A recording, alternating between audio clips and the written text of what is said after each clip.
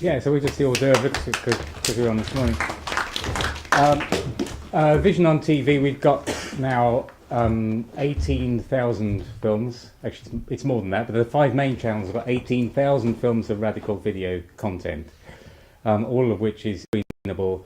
It's all Creative Commons, so you can simply use it. Obviously, it's nice to let the filmmakers know and even invite them, but you can basically freely use it. It's a unique resource globally. Yeah. So I just wanted to kind of we're kind of trying to define 2 terms: traditional media, which is how media has been done in the 20th century, coming into the 21st century, and contemporary media, which is how media should be done now. So traditional media is hierarchical, where people go away, slave, a bunch of auteurs go away, slave and make a beautiful film and then show it in screenings to passive consumers who see it and are suitably impressed. Contemporary media is much more peer-to-peer, people-to-people. You know, what we have is a website full of tools and full of resources for you to make your own media and create your own networks and do it in a local, real community. So traditional media, contemporary media. Vision on TV is a contemporary media project, and we want to spread these contemporary media projects all around the UK, all around Europe, all around the world. Yeah, and they're independent projects, basically. If they need a web space from us, they can have one. We've got quite a lot of server space, but basically it's independent, self-running DIY projects. So we've got 5 main channels of content. Here's the UK-based one, which has recent films from the St Paul's eviction and stuff like that, down in London. And I think over the last 2 years, we've actually, us personally, our group has made over 500 films, and people we've trained have probably made the same again. So by far, Vision on TV is hugely the largest producer of activist video in the whole world. But yep. And that's because we do this fast turnaround production. Yeah, and you can see the templates on this page here. And we were introducing those to people this morning, and they already made some films, and 2 of them at least we uploaded over lunch. So they've been distributed. They're out there. People are watching. So them on the they're already web. up there. They're on YouTube. They're on 3 other standard websites. The video distribution sites. They're syndicated through, basically we have an aggregation system, so it all comes in from your hosting, it comes into our system and then goes out to lots of hosting sites, to lots of aggregation sites, to lots of search engine sites, so it's published once on your site and be seen in 20 or 30 places. For instance, if you've got a film which is international in its subject, it will end up on the New Internationalist website. You'll probably know the New Internationalist magazine. So if you make a global views story, a story which is a larger world story, it'll automatically, if you publish on the local Bristol site, it will automatically wake its way through and end up on the page of New Internationalist magazine on every page. So this is what we're building. We're building so that you can do what you want to do and amplifies what you do and makes it bigger without you having to put much work into it. All you have to do is organise your local stuff. But anyway, that's life. Yeah, and then Bristol-based, this is part of our Making News Roadshow, which is basically, you are all filmmakers. The commonly used phrase in the world of Web 2 is the people formerly known as the audience. You're no longer that passive audience. You're already interacting, already making comments on The Guardian or whatever it is. You're already doing this stuff, yeah? But you can actually do it with video as well. And this has normally been the province of a small coterie of people, yeah? But now we have the tools. What's lacking is the skills to get this done, so it doesn't. So those tapes don't land on your shelf and never get edited. So you don't have a depressing experience where you made something unwatchable and you're scared to do it again. So it's about starting small and doing lots of it, and doing it as a hobby. So you have a life, you have a family, you have work. You know, so you can actually do it in your leisure time. So if you see something which you're passionate about, you can be a reporter. You can shoot and distribute a video within 10 minutes, within an hour, and that's your job done. You don't have to be a professional.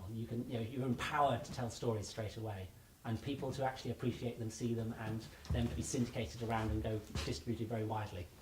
Here's a website space for Bristol itself. This will be the Bristol Street Reporters Network until they, who came this morning, and any of you who want to be involved, come up with a sexier, more interesting name. And then you add your own banner at the top, which is easy to do. And then you have your own independent web space, which has forums, blogs, a calendar. It's also got a video channel, which is provided by Ben from iContact. By Ben from iContact, which is here. So we're reusing existing local stuff rather than creating new. Yeah. So we plug into what's already here. You can have your films published with lots of other Bristolian films. And then you can organise screenings, and then you can, on different themes, whatever it is that particularly takes your fancy and where you've got an audience for them. Yeah? Okay, we're done? That's pretty much it. That So is join up. TV. Yes. You can just sign up. Good to send us an email as well, info@visionon.tv, just to say hi, in case we miss you in the general kind of, those thousands of emails that you get every day. So send us an email and say hello, and we'll put you in touch with the other people from Bristol who we've already met this morning.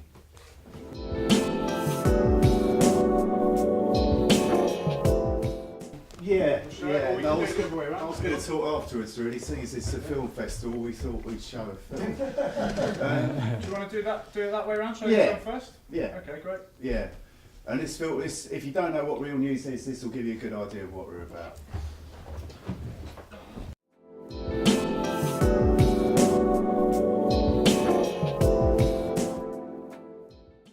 Months. We think, I don't think you can over exaggerate the importance of this dispute. This is the most important industrial dispute for 25 years. It's the first victory we've had for 25 years. We haven't seen scenes like that since the 70s in this country. And how much coverage of that was there in the mainstream media? Absolutely nothing. We were the only people out there every week with the Sparks. And the way it came about is probably a good sort of illustration of what Real News is trying to do and what we're there for, really. The rank and file committee that got set up very quickly at the start. Steve Kelly, who you saw a few times in there, rang me up immediately and said, "Sure, we've just had 500 people at the meeting over this new agreement. Are you up for coming along, filming it and trying to get information out about it, but especially getting it out to other Sparks so they know what we're doing?" So we were working with the rank and file committee right from the start. And as you saw, they pulled off this astonishing victory from a point where they were called by their own union a cancerous growth within the union who were out to split the union. So at the start, their entire union was against them. Most of the people you saw on that film are blacklisted workers. They've been blacklisted for their trade union activities, can't even get jobs on those sites. So at the start of the dispute, there was not a single elected rep anywhere on any building site in London. Not a single one. They were all stooge reps put in by a combination of management and corrupt union officials. They managed to fight all that and bring down one of the biggest multinationals in the world. And there is not a peep about it on the media. And for us, that means that other trade unionists aren't getting to find out that, not only have they won, but they've won by breaking every single anti-trade union law in the book. They've taken out completely illegal strike action, unofficial strike action where people just walked out. They've been blocking the roads. They've been occupying building sites and offices of the companies. They've been taking direct action. They've been fighting the police. Not a single injunction has come out against them. Not a single Spark has been charged with anything at all. And they've won hands down. And there's a complete blackout on it on the media. So I suppose what Real News are here for is to make sure this stuff gets out. And not only gets out, but it gets out to people who are going to do something with that information. So we put out videos like that on the net every week, and I think it's important to do that. But I think as well, there's no substitute for things like this, where you actually show a film, you get people together, and then you have a discussion and debate, and you can hopefully go on to do something with it. So the way we fund ourselves is all on sort of donations from subscriptions from ordinary people. We bring a DVD which compiles all these films together every 2 months. And then you can take out a standing order as an individual. Equally importantly, or more importantly maybe, I think, trade union branches take out subscriptions. And then they're showing them in their trade union meetings to other workers and like, oh bloody hell, so you can walk out. I mean, I would love to see council workers in unison now starting to think, well, maybe we don't have to wait for a ballot. So if our union leaders sell us out, like in the pension dispute recently, fuck 'em, we're just going to walk out. And I know that this has happened before in Unison because I was a shop steward in Unison in the 90s when we had a tradition for a bit of unofficial walkouts. It exists in everything. I think another part of what we're trying to do is just be a record of, like, a working class record of, like, our culture, our ways of doing things, our methods of struggle that actually bring results. And I think for the next year you're going to see us concentrating a lot on the sort of stuff you've just seen on the thing, because the Sparks are in a position here of maybe launching a rank and file movement again, like we saw 40 years ago, which would have the power to stop this government. And I don't think, you know, this government, I was around during Thatcher, and whatever you thought about Thatcher, Thatcher was a very difficult enemy because she was tough for starters. She took unions on with a strategy and she didn't bottle it at all. Our side did, hers didn't. This lot, I don't think they know what they're fucking doing. If you start pushing, they'll wobble. So that's what we're there for. Like the biggest, most inspiring struggles we can find, whether they're in this country or elsewhere, we'll try and get them out and hopefully inspire other people to do the same. So this is pure video activism, and we're always working with the campaigns as we've done with the Sparks all the way through this. So the next thing we're doing now is going out to Greece in 2 weeks. There's a solidarity visit going out there. And I mean, again, what you see on the news is usually a few black bloc people throwing some stuff, and then there's a fire, and then you see police. What the fuck's going on here? You know, no explanation whatsoever. So what we're going to do, obviously, we'll be involved in those demonstrations as well. But I mean, I don't know if people know, but the austerity measures in Greece, for starters, mean 50% of the hospitals are going to shut down in Greece. They're going to shut down half the hospitals. Already there's at least one, possibly two hospitals that are occupied by the patients and workers. We're not hearing about that.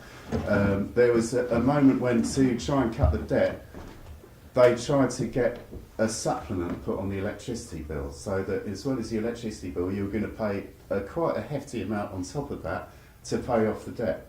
But the workers who were going to administer those things refused to do it. They said, we're not implementing this, we're not tax collectors, we're electricity workers. They not only did that, and they occupied the offices and made sure nobody else could do it either. They also, there's been Salonika, they went and they rerouted people's electricity, so not only were they not paying the extra, they were getting it for free. Like, a couple of branches, which is like, that's some cool stuff. Okay, so we're going to go out and try and find all that stuff and bring that back, like all the best examples, which are going to help us here, because I think it's Greece today, it's here tomorrow, really. And that's what we do, basically. If you're sort of making films, let us know and we'll put them out as well. If you film some stuff that you need help with editing it, we can do that as well, you know, whatever. It's quite difficult sort of covering what is going to be increasing struggle over the next year, and there's only a few of you. So that also financially, you can take our standing order for less than the price of a pint a month. That really helps us out because it gets us a steady income flow. And you know, please put a motion to your trade union branch and get them to subscribe, because not only does that help, it also helps us get these ideas out to other trade unionists.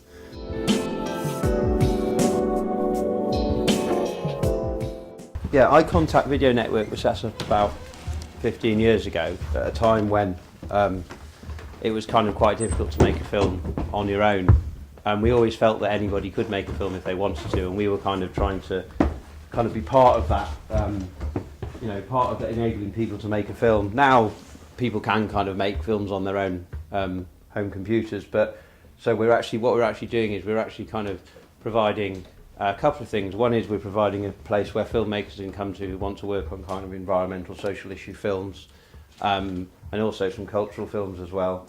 And also we're kind of acting as if campaign groups want to make films. If they want to get us involved with it, we can actually help. But that's kind of on the understanding that they actually get involved in the kind of filmmaking, rather than just say, because every campaign group says, yes, we'd like you to make a film, but it takes a long time to do it. So if they're prepared to work with us and do it, and sometimes we just find films ourselves. And what I'm going to do is I'm going to quickly show you the Eye Contact website. I'm going to show you the Bristol Community website, and then I'm just going to show a few films, and then if anybody's got any questions at the end, they can ask them. The website's actually got quite a few. Oh dear, there's loads of them now. Oh, hundreds and hundreds of I'm just going to shut down some of these. Left arrow. That's cool. So what we've actually got on our website is we've got a number of guides to help people. Oh, it's not there. Sorry. Right. Oh, sorry, it's a different Are browser. you on Firefox? Firefox. I'm not sure what You I'm go on. down to the bottom. I'll give you that. Oh, right. All right. Down the bottom there. Ah! Yay, okay. So what we've actually got on our website, there's news and stuff, but there's also a number of... Come on. Wakey. Yeah. There's a number of rough guides here. Each one of them's about 10 pages long. So there's ones on sound, there's ones on using DSLRs to make films and things like that. So that's one of the resources that we've kind of been building up over the last 10 years. And the other thing which I mentioned, which kind of we're doing Vision on TV, who did some workshops before, are doing it with us, and we've got the Bristol Community website, Bristol Community channel, where anybody can submit films really quickly, and anybody who's been making films on mobile phones and things like that, we're actually encouraging them to kind of submit the films to this as well. So that this has got about, I think there's about 200, 300 films, and they cover a big, let's just get this down here, oops, sorry. So yeah, so we've got kind of a mixture of kind of news, activism, even a few kind of arts films and some music basically. So the idea is to create a channel that's got a mixture of stuff, because there's a thing is if you actually create like an activist video channel, yeah, only people who are interested in activist video are going to go to it, and it's a brilliant resource. But what we're trying to do is we're trying to kind of on this thing we're trying to kind of mix it up a little bit. So someone might come and look at the Dove FX thing, who's massively popular, and actually see some of the other films, and because they're all kind of focused on Bristol, because they're in Bristol, they're more likely to actually want to see these films. So basically the way it works with us normally is that something happens and we contact people who are involved in the network and see who wants to do what. So on that particular occasion we actually had someone who'd already filmed a lot of the stuff that happened on the nights, but what we actually did is as we were actually making the film, they were actually going out during the week and actually getting interviews with contributors, because what we're really doing very much is that rather than using the vox pops normally on the news, on the mainstream news, they're used to support the story that they've decided there is. They're used to support the editorial that they've decided to. What we're actually doing is we're actually building the editorial and what the story is from what people are actually saying. So that's kind of how we try. That's how we kind of like to work, to kind of turn the whole thing on its head in those kind of news stories. And I noticed that someone did some. I mean, other people have. You know, it's been quite good because other people are doing this kind of are using this kind of model quite a lot now, and it's really relates to what the Vision on TV lot are doing, because that's very much about getting people who are actually involved in the things to tell the story, but we're doing it in a slightly different way.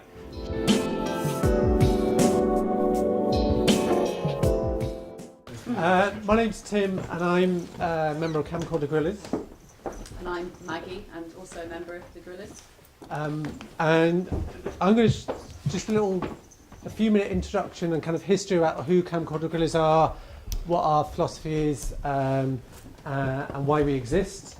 And then I think Maggie's going to say a few words. Then we've got 3 short films, and then hopefully afterwards we'd like to open it up for a bit of discussion and questions after the short films, and Maggie will say a few more words about our current film project. Because we haven't taken questions for any of the other speakers, we have Mike from Bristol after you guys, All right, and sorry. then we'll have a general discussion. We'll get everyone up the front, and then we'll have a kind of open discussion, if that's all right. Yeah, that's fine. Keep it equal, Yeah. fair. Yeah. That's fine. Cheers. Cool. So Camcorder Guerillas, we're a Glasgow-based film collective, and we've existed since 2003, so quite long established. And the origins, I've been involved since 2005, so I wasn't there right at the beginning.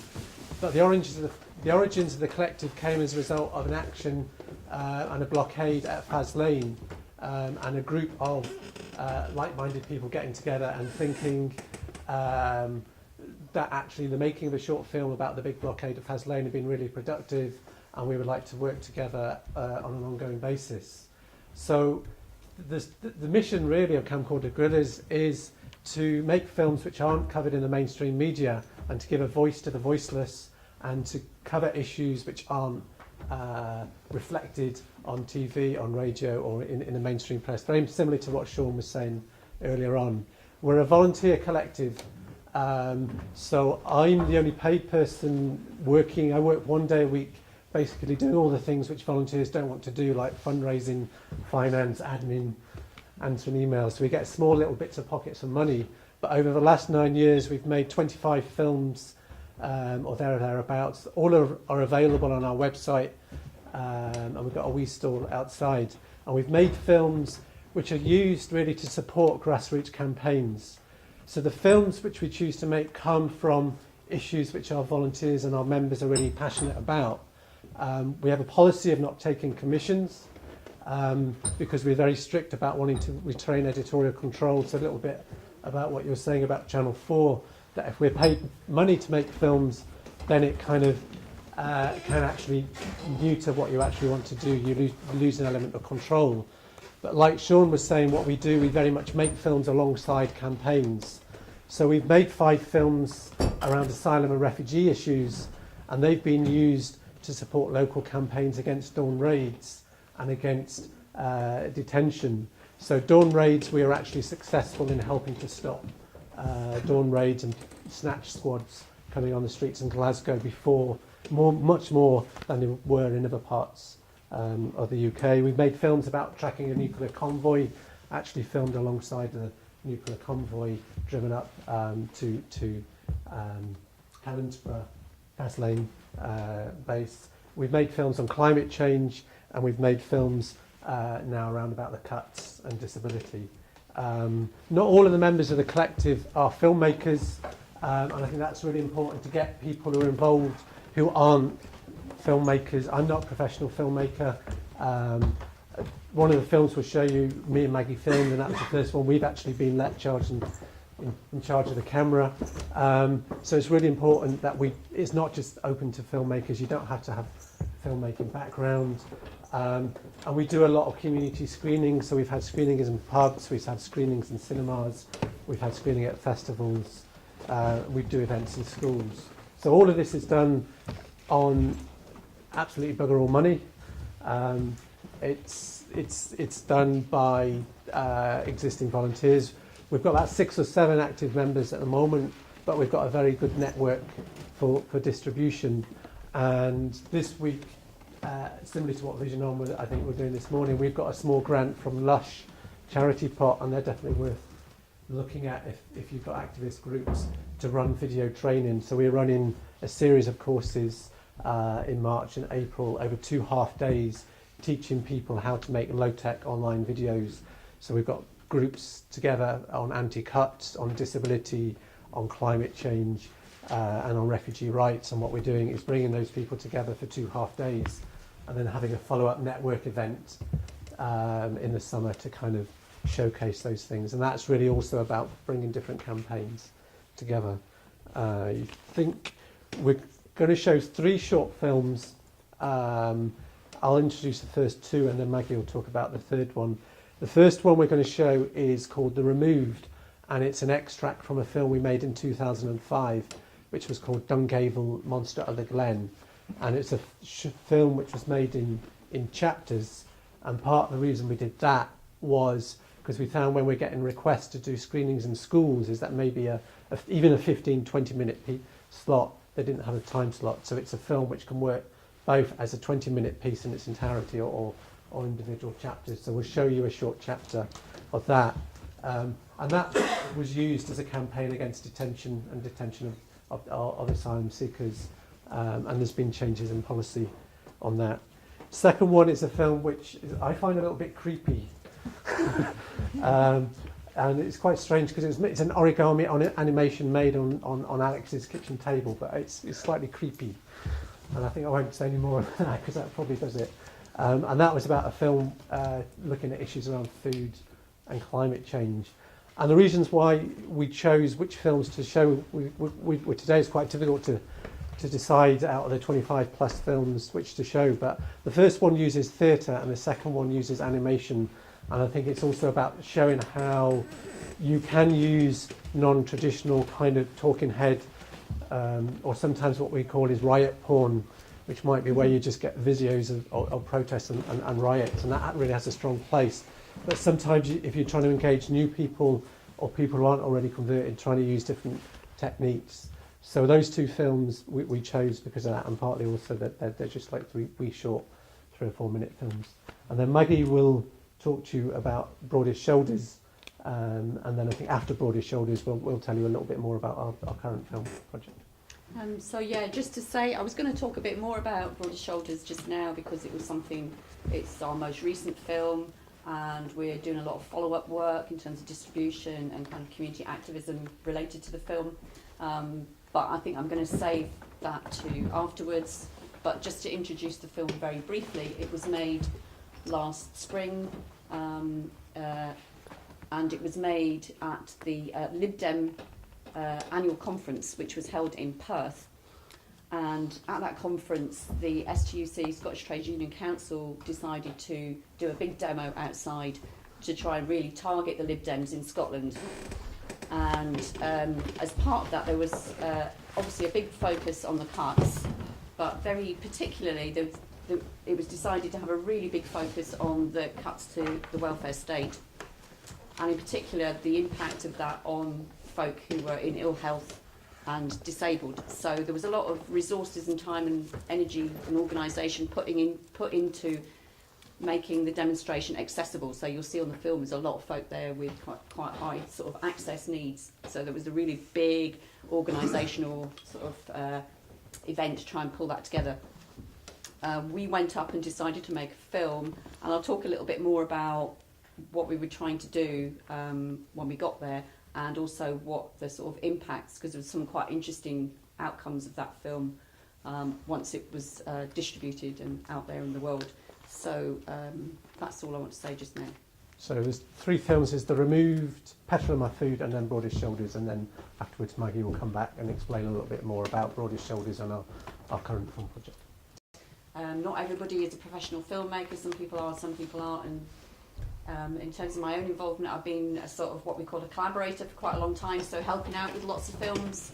But I've also been very active in campaigns to support welfare rights and against the cuts in terms of welfare benefit cuts for quite a while. And so the impetus behind this film was really to start disrupting the story which we hear in the mainstream press the whole time about people on benefits living a life of Riley, being scroungers, being all at it. And to be honest, because I kind of work in that area and I've worked in welfare rights for years, just absolutely sick of listening to this. And because I knew the real truth of what was what people were facing. So that was the inspiration behind it. And so it was to disrupt that story, but beyond that, it was also this issue around, even when it's not the Daily Mail or the Express, but so-called sympathetic press, there's this tendency, particularly in this area, where you get some kind of sympathetic story about the benefit cuts. But what you get then is they want to interview somebody who's a claimant, and then they say, oh no, but I want to talk to some claimants about this and I want to get their real life story. But what they want to know is they want to know about, if you're disabled, what's your illness? What does it, how do you cope day to day? And you're made into a kind of victim. And the story is all about how terrible it is for you as an individual. And what people never get asked about is what their political views are. They're just an example to illustrate an expert who's putting across a considered opinion about it in The Guardian or wherever else. But nobody actually bothers to speak to people who are, have a political opinion about it and actually have the direct experience of those cuts in their lives. So I suppose there's 2 things that we're trying to do with this film. One is to disrupt the stories that you see all around you and that those of us that have any knowledge about what's going on know are absolute rubbish, but also to try and disrupt that sort of like victim story thing. Even when it's sympathetic, it's about nobody actually asks anybody what they actually think about Nick Clegg. We ask somebody in these films, what have you got to say to Nick Clegg? Nobody will ever get asked that on a piece that's put together by Channel 4. There'll be somebody with a degree or a PhD in welfare law who will be asked about their opinion on the cuts and so on and so forth. So that was the sort of impetus behind it. We launched it at the STUC May Day rally and had a really good sort of kick off to it. There's about 1,500 people, so we got really straight off. We got a massive, big. Very annoyingly, me and Maggie popped out for a sandwich. So we missed. It We being a missed short it. film, we missed it. We missed it. Because they didn't tell us what time But it was. apparently it went down very well. Yeah. So Did you get a sandwich? Yeah. we did get a sandwich, yeah. So that was our big, big launch. So we missed that. But we we have managed to get a really good sort of follow-up distribution with this. It's been shown at loads and loads of workshops, at various events and disability organisations and charities, and loads of people have embedded it on their websites and that sort of thing. There was a big demo in December. October. Was it October? Yeah. Which was also put together by the Scottish Trade Union Council, which was, again, focusing on the cuts. And there was a workshop at that after the demonstration where there was about 100 people turned up, and we showed it at that. And actually, I have to say, that was one of the most inspiring, fantastic workshops that I've been at for, years. It was absolutely brilliant. It was just fantastic. People were just like, it was full of disabled people. The march was full of disabled people, and it was a ridiculous route. People don't know Glasgow, but it's from Glasgow Green to Kelvin Grove Park. It's a really probably long about way. 3 miles, and it was one of the worst, absolutely pissing down torrential days where you wouldn't normally get out of your house, and there was dozens of people in wheelchairs. And at the end of this, because it was so wet, they cancelled all the speakers except Tony Benn, so there was all this pent-up energy. But actually using that film at the beginning of the meeting also helped channel that energy, and people said to us afterwards that they felt really supported and it felt re-energised. So it's about film not just for kind of converting people, but film as a tool for actually energising and solidarity. So as a non-disabled person in good health, I was able to say this is my act of solidarity. And I think, like, as a kind of lifelong activist, it was probably the best public meeting I've been to in 20 years. Yeah, no, it was really, really fantastic, actually. So, and I suppose the other thing that came out of it was that several of the people that you saw speaking in the last film, obviously we've been working with them, and so as a result of being involved in that film, we've had quite a lot of requests for some kind of like follow-up training for activists, to just kind of similar to stuff we've been talking about earlier on, just being able to kind of go off with a mobile phone and make a quick film and edit it and just get it up online. So Matt, who was the guy with the beard in that film, is involved in Black Triangle, and I don't know if that's a group, if they've spread. Yeah. They're an embraced disabled activist group, and they started as a result of one of their friends had committed suicide, and after they found him, they found 2 letters, one cutting off his benefits, one cutting off his housing benefit, one of his disability living allowance. So it started as a group. So now we've got Matt and someone else from Black Triangle coming on our video training. And that film, I think, of our recent films, shows the importance of kind of community outreach, because we'd never made a film about disability before. We had really good links with refugee, we had good links with CND and peace, but we've opened up a whole new links with disabled people who show that film at their website, like quite established charities and organisations. So it shows you the value of not doing that. And then maybe do you want to just finish by saying a bit about our current film project? yeah, as a result of that short film,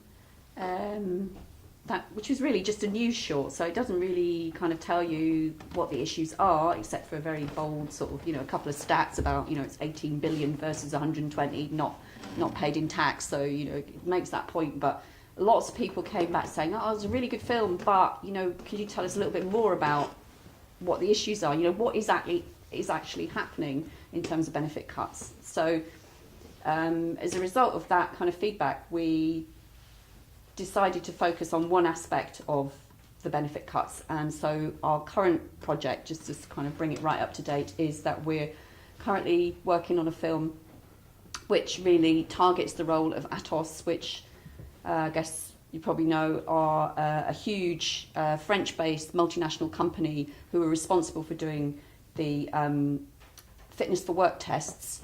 They're contracted out from the DWP to do fitness for work tests, and needless to say, they make huge fortunes out of this, and the tests, as you probably all know, are pretty dreadful, and there's been quite a few high-profile cases in Scotland where people who've been found fit for work have, then died within 4 or 5 weeks. And in fact, one of the people that we interview, one of the people that we interview, her brother died 5 weeks after being found fit for work because he was so incredibly ill. So this film is really about Atos, but it's something a bit bigger than that. It's not just Atos as a multinational that's really profiting out of disabled people and people who are claiming benefits on the basis of ill health, but it's also about the increasing privatisation of public services, because actually Atos is a prime example of this whole process which is going on not just within welfare benefits system, but within the NHS and so on and so on and so forth. So, but they're a pretty good target for being an extremely unpleasant company who are, making pretty enormous profits out of this. Their parent company are doing the IT for both the London Olympics and the Paralympics. So they introduced a computer system for assessing whether or not people are well enough to work, which is all driven about cutting people's benefits. So the film, which we finished filming, and it's taken us a long time because people have actually been very difficult to get people who are confident enough to speak on camera, because most people are too frightened because of the culture. So that film, we hope, we're starting editing. It probably will be finished in May. Is probably the earliest it will be done. But the way what we tend to work with the films we've made is a mixture of short films, and this will be a more considered one. And that approach also works well because a short film can help you build up your network, because we've got really good links now with disabilities. So again, Atos is a UK-wide thing, so we'd be very happy to help distribute it here when it's done. All our films, we've got a little stall outside with some of our DVDs and the Asylum compilation. I really wanted to show Those Left Behind today, which is a film which makes me cry every time I see it, and somebody else was saying, which was actually looking at the effect on people after removal. But they're all available on our website. They can be downloaded through embedded on the website, and if people wanted a DVD copy to send to organise their own screenings, then we'd be happy to do that. Just one more thing about the outcomes of that film, actually. We've talked a little bit about, providing solidarity for people and community activism and so on and so forth.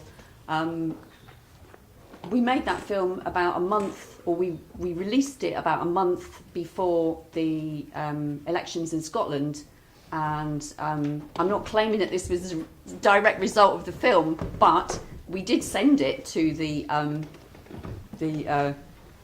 Scottish Lib Dems, and we also distributed it, as I say, just about a month before the elections, and in the elections they were completely wiped out. So, we're not claiming total credit for that, but it helped. I think so. It definitely helped. And there was an MSP who actually we think we got one resignation as a result of it. Came out and was the only person. Nick Clegg went in through the back door, as if all the other Lib Dem MSPs at that protest. There was one who actually came out to that protest and shortly afterwards resigned and stood as an independent and left Lib Dem. So again, it's a little victories, but it's important to kind of celebrate them because it's shite times, really. So that's it. That's it.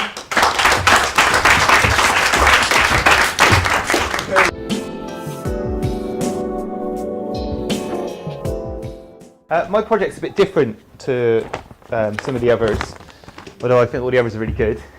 And we promote all our work, well, as much of the work as we can. Basically, we're more like a sort of multimedia project, and this is like the website, and it's called Permanent Culture Now. And it was set up in September. I mean, I've been involved with Bristol Indie Media and stuff like that, and making films and things for quite a while. And a friend of mine, Steve, who you will see come up on there now again, he's really into permaculture, and we sort of got together and we were looking at ways of using what they call sort of transmedia, which is like lots of different platforms to do things, of which film is one. So what we're interested in is looking at we're sort of inspired by permaculture and the ethics of permaculture, particularly their approach to knowledge, which is seeking to preserve knowledge that works and is useful, and enhancing the knowledge and building on that knowledge, and also introducing new ideas. So what we're about is sort of maybe taking a step back from what everyone else is doing and sort of giving information over in an accessible way to get people to think more about sort of theoretical things and more about how you can do positive stuff to affect change. So although we do like making a bit of propaganda now and again and all that sort of stuff, but like what Site's really about is, and what we're looking at doing is, if we can just bring this down a bit, show you all, is that we have lots of different introductions. So, you know, we've got like, take Activism for example. So the site's got all information, different information, introductions to these different topics. And we try to make it, that doesn't look as good as it should, but we try to make it quite accessible with like nice images and stuff like that, and easy to read and easy to understand. So what we're trying to do is give people information to get them to sort of join dots. So, you know, if you're looking at what's going on around you, you know, there's always this thing of, I was reading the other day this idea about, you know, you always come to, I know all this stuff because I've been reading about it for years, but there's this thing about every generation needs to relearn and re-educate themselves. So it's sort of a bit about that. And what we're doing as well is we're trying to build audience through the site and through social media in order to support us when we make films as well. So what we wanted, the first film that we want to make is a film about the site itself. So currently we have a Facebook page which we basically share loads of other people's stuff. Lots of Sean's stuff goes up on there and this sort of thing. So it's sort of building up an audience around, through social media, around some of the ideas on our site. So if you see, you know, we're just posting up links to other people's stuff, we post up our own stuff. So this is something that we did recently. We get people to write guest posts and stuff like that. We've also got a YouTube channel and Twitter. So we're sort of spreading the message. And what we've done is we've set it up so everything interacts with everything. So when we put something, when I put a post up on the site, it goes straight to Facebook, straight to Twitter. So everything sort of is interactive. So the idea is having like lots of platforms where these ideas can be accessed, so people can see and view it on all these different platforms. And what we're trying to do really is also start to think about how we can engage people, our audience, in some of this stuff and get them to help us to make and create content for them. So it's sort of about, you know, how can we engage an audience more? So we're thinking about, we want to make, the first one we want to make is about the permanent culture now as an idea, you know. So it's like an overview of the project. Why we think, you know, we think that things like the commons, activism, permaculture, all these sorts of topics really link into each other, interlink. So it's not just like, you know, we got the permaculture crowd. You think, yeah, it'd be great if I've got a little small holding down in Devon. I'll be all right when peak oil happens and all this sort of stuff.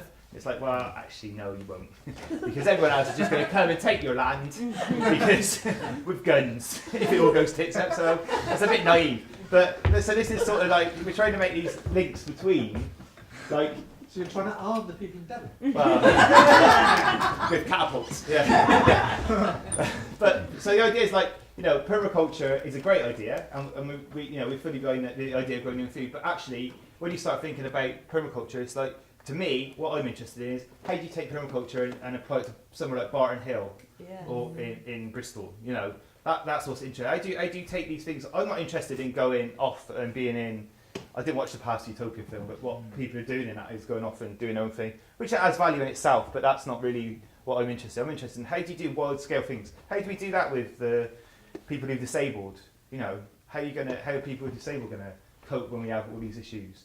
So this is what we're trying to do, is build like a hub where people can interact with, and I'm sort of based at Pervasive Media Studio at the moment. I'm starting to think about how can we do stuff online which impacts on real world stuff, and I don't know how yet, but I'm trying to think is how to use all this technology in ways which are a bit more unique and different for people to provide their own solutions to problems but also giving people the information and like a base understanding of what's going on. So like we think fear is really important.